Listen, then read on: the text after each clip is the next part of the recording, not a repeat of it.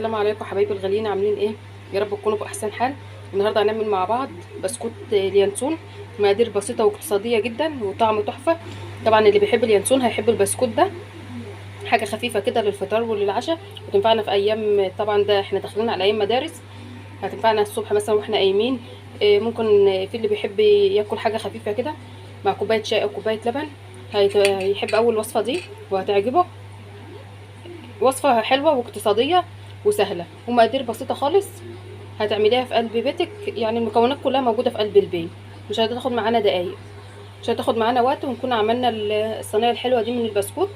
هتقضي معانا كام يوم حلوين لعشاء بسيط. لو انت حابة حاجة خفيفة الافطار، حاجة خفيفة كده وهتقومي تشوفي اللي وراكي. هندخل يلا على الوصفة. ولو عجبتكم الوصفة ما تنسوش في لايك واشتراك وتفعيل الجرس. والسلام عليكم ورحمة الله وبركاته. يلا بينا هنبتدي بقى في الوصفه بتاعتنا.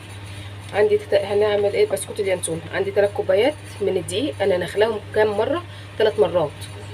طبعا النخل بيدينا بسكوته هشه وناعمه، ويبقى ناعمه معانا وهشه البسكوت، وده احسن طبعا لما بننخل الدقيق مرتين 3 على الاقل. وعندي 3 معالق من النشا، يا رب يكون بس الحاجه واضحه معاكم، وذره ملح، وعندي كيس بيكنج باودر وكيسين فانيليا وكوبايه زيت و3 بيضات ونص كوبايه سكر. انا حاطه نص كوبايه سكر، انت ممكن تحطي لحد كوبايه يعني، بس انا مش عايزاه يكون يعني يكون مسكر، يعني عايزه يعني نص كوبايه بالنسبه لي حلو. انت بالنسبه لك لو انت حابه تحطي اكتر ماشي. ماشي. عندي بقى نص كوبايه السكر ده، ودي كوبايه الزيت والثلاث بيضات، وعندي معلقتين مليانين من اليانسون. اليانسون طبعا بيديله طعم حلو. لو انت عايزه الطعم اقوى والريحه اقوى، بتاخديها تحميصه على على البوتاجاز، تحميصه لليانسون، وبتديله ايه كرشه بسيطه بس زي ما انت محباه يعني. ديت كده المقادير معانا. هنحط بقى المكونات معانا مع بعض في قلب الخلاط. بسم الله الرحمن الرحيم. هنجيب الخلاط كده، انزل بالبيض. هي العجينه يعني شبيهه للكيك، بس الكيك قوامها تقيل عن الكيك. نص كوبايه السكر، قلت لك ممكن تحطي لكوبايه، ده براحتك طبعا. وعندي كوبايه الزيت. بسم الله الرحمن الرحيم. وعندي كيسين الفانيليا. هضرب المكونات دي جامد كده في الخلاط وارجع لكم. خلطت المكونات كويس مع بعض، لونها فتح معايا خالص اهيت، ده قوامها زي ما احنا ما شايفينها كده. عندي بقى هنزل بالثلاث كوبايات من الدقيق. بسم الله الرحمن الرحيم. انا قلت لكم انا هنخلاهم كام مره؟ 3 مرات. النخل بتاعها بيبقى حلو يعني. وعندي 3 معالق النشا وذره الملح، وعندي كيس البيكنج باودر هفضيه او معلقه كبيره،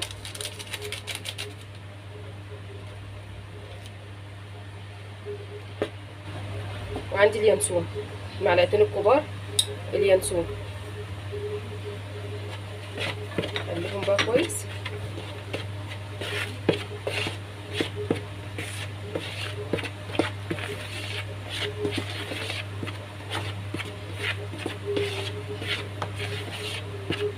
بالشكل ده كده. هنزل انا بقى دلوقتي بالمكونات اللي احنا ضربناهم مع بعض. بسم الله الرحمن الرحيم. بالشكل ده. وهنزل كله اللي في الخلاط، كل المواد السائله اللي في الخلاط هنزلها في قلب الخليط. فضينا بقى المكونات اللي في الخلاط. هنقلب بقى المواد السائله ديت مع الدقيق كويس كده. طبعا قلنا ان السمك بتاعها بيبقى سميك. بصوا هي قوامها بيبقى سميك كده. كان مسموح لك ممكن تحط 3 بيضات كبار، ولو مش كبار يعني البيض تحط 4 بيضات لو هما حجمهم وسط. بالشكل ده يعني لمينا الدقيق كله. انا غيرت بس الاسبتيولا علشان كانت الطريقه مش عارفه تلم معايا العجين. بالشكل ده. عندي صينيه بقى هدهنها دهنه كويسه من الزيت. عندي الصينيه اهي. بس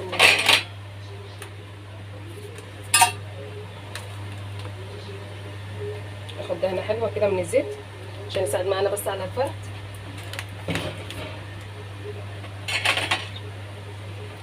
بالشكل ده كده. هي تبقى محتاجه دهنه حلوه كده من الزيت عشان وانت بتفرديها، احنا طبعا هنفردها دلوقتي بايدينا، هي مش زي الكيكه كده بتتفرد بسهوله. بالشكل ده كده.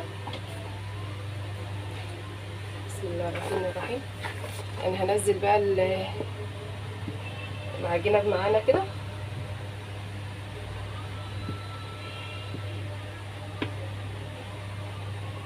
بالشكل ده. هنزل بقى كل الكميه اللي في الطبق. ارجع لكم. انا فضيت العجينه اهوت في قلب الصينيه. بصوا الطبق انا نزلت عليه بالمعلقه، لو هو معصلك معاكي لو تدهنيها دهنه زيت وتنزلي. دلوقتي انا هبل ايدي من الزيت اللي هو في الصينيه كده، مفكروش اللي هو كتير يعني هنسوي بيه دلوقتي. بسم الله الرحمن الرحيم. وهنبتدي نوزع كده وايدينا يعني بلينها كده من الزيت ونسويها بقى. حاولي تخليها كلها سمك واحد. طبعا هي مش بتتوزع زي الكيكه كده لوحدها يعني تبقى خفيفه، لا تبقى السمك بتاعها يعني سميك شويه، القوام بتاع البسكوت. انا هحاول بقى ان انا اوزعها بالتساوي كده، والزيت طبعا مخليها اللي هي تبقى سهله معانا في الفرد.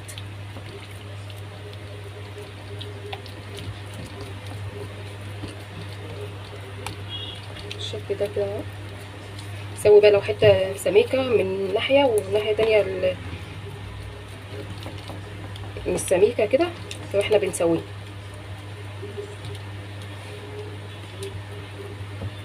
بالشكل ده. حسيتي خلاص اللي هي اتسوت معاكي كده والسمك بقى واحد، بايديكي برضو كده وهي مبلوله برضو بندينها كده من الزيت اهوت. بصي انا هسويها، بصي تتسوي خالص معايا عشان شكلها ما يبقاش متسوي مش حلو كده. بايديكي خالص او بالسبتيولا لو مش عايزه تعمليها بايديكي، بس بايدينا طبعا احنا شغالين في بيتنا ولولادنا فبنعمل كل حاجه بايدينا يعني. بالشكل ده اهوت اتسوت اهي معايا الصينيه وبقت زي الفل اهي.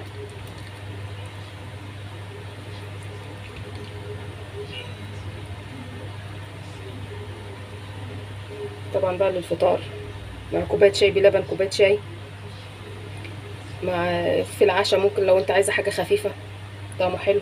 طبعا داخل علينا بقى المدارس، لو انت عايزه حاجه خفيفه وسهله كده لو انت هتفطري قبل ما تنزلي مثلا تودي ولادك المدرسه، عيل حابب مثلا يعمل له حاجه خفيفه كده بكوبايه شاي ولا حاجه ولا كوبايه لبن. بصوا اتسوت خالص اهيت. عندي بقى الفرن ما شاء الله شكلها متسويه وحلوه اهي، اتسوت خالص معانا الصينيه. عندي بقى الفرن انا ايداه على درجه حراره متوسطه قبلها ب10 دقايق، وتروحي جايه مدخلاها الفرن. هتقعد معانا حوالي نص ساعه ونطلعها وهوريكم بقيه التكمله هنعمل فيها ايه. عندي صينيه البسكوت طلعتها من الفرن، هسيبها بس انا لسه مطلعها، هسيبها تهدى بس حوالي 5 دقايق كده وارجع لكم. 5 دقايق 10 دقايق بالكتير عشان نعرف بس نقطعها وارجع لكم نوريها هي نقطعها ازاي. ما نغيبش اكتر من كده عشان ما تنشفش معانا وتفرفت يعني معانا واحنا بنقطع.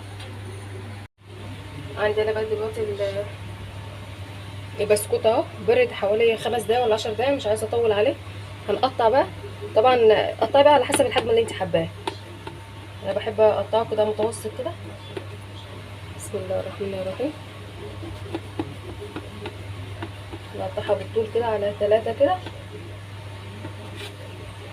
والعرض هنقطع بقى ايه زي صوابع كده يعني.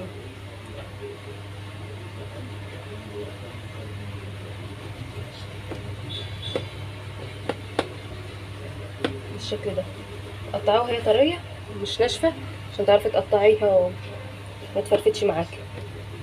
ما تزوديش عليها يعني ان انت تسيبيها كتير مده كبيره على ما تبرد قوي.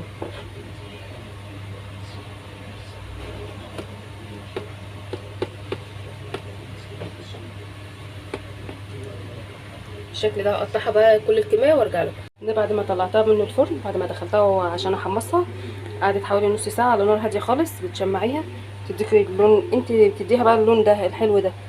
شايفين فيها فراغات جميله كده والبسكوت عامله ازاي. اللون بقى اللي انت حابه تعمليه اعملي، يعني حابه تحمريها شويه كده حابه كده، بس انا اللون ده حلو وبحب التحميصه بتاعته واللون ده. هنفضيها بقى على طبق، نحطها على طبق كده وهوريها لكم. جميله جدا وناعمه وهي لسه سخنه كمان، فمش عارفه اكسرها لكم. البسكوت بعد ما طلع بقى حابه تغمقيه حابه تفتحيه براحتك. جميل جدا وناعم وطعمه تحفه. وشكله كمان والطعم بتاعه بيبقى حلو كده، حاجه خفيفه كده. طبعا اللي بيحب اليانسون هيحبه جدا. بصوا البسكوته طعم ناعمه دايبه خالص، ما بتستحملش، ناعمه خالص زي البسكوته اللي بنشتريها كده الساده كده من بره. طعمها جميل وتحفه. لو عجبكم بقى ما تنسونوش في لايك واشتراك وتفعيل الجرس. السلام عليكم ورحمه الله وبركاته.